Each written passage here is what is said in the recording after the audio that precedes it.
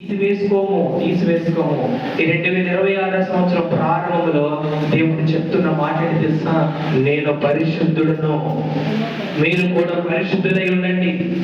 నీ ప్రార్థన వినాలంటే నిన్ను నువ్వు పరిశుద్ధపరచుకోవాలి. నిన్ను వాడుకోవాలంటే నిన్ను నువ్వు పరిశుద్ధపరచుకోవాలి. చివరికి నన్ను చేరుకోవాలన్నా సరే నీవు పరిశుద్ధపరచుకోవాలి. పరిశుద్ధత లేకుండా ఎవడు ప్రభువుని చూడలేదు. ఎంత ప్రాముఖ్యమైన పరిశుద్ధత అన్నా. మరి ఇంతకు నేను పరిశుద్ధపరచబడాలి అనుకుంటున్నాను. నేను పరిశుద్ధపరచబడాలంటే ఏం చేయాలి? ఒక మాట జ్ఞాపకం చేసి నేను ముగిస్తాను. రండి, యోహాను రాసిన మొదటి పత్రికలో మనం ఏం చేస్తే దేవుడు మనల్ని పరిశుద్ధపరుస్తాడో అక్కడ భక్తుడైన యోహాను రాశాడు.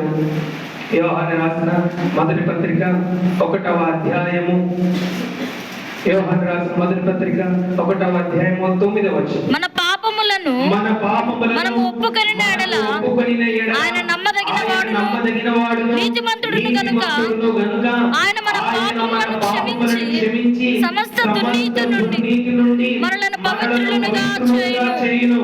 మనం పాపము చేయలేదని చెప్పుకొనిన ఎడల ఆయన అబద్ధికునిగా చేయవారగుదుము మరియు ఆయన వాక్యము మనలో ఉండదు. దేవుడు చెబుతున్న మాట, మన పాపములను మనం ఒప్పుకొని ఎడలా ఆయన నమ్మదగిన వాడు, నీతిమంతుడు గనుక మన పాపములను క్షమించి సమస్త దుర్నీతి నుంచి మనల్ని ఎలా చేస్తాడంట?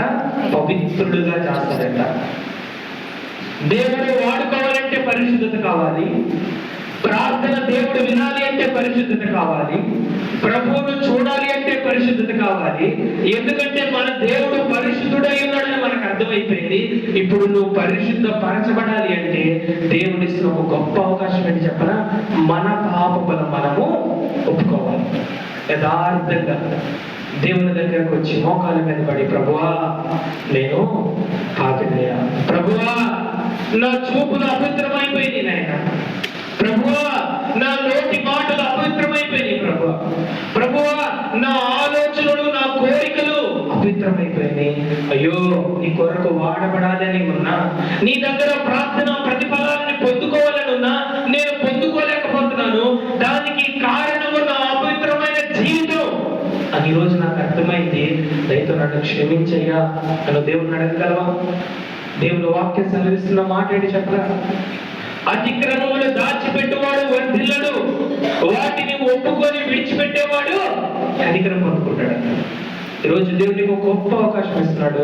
నేను నిన్ను వాడుకోవాలి అనుకుంటున్నాను.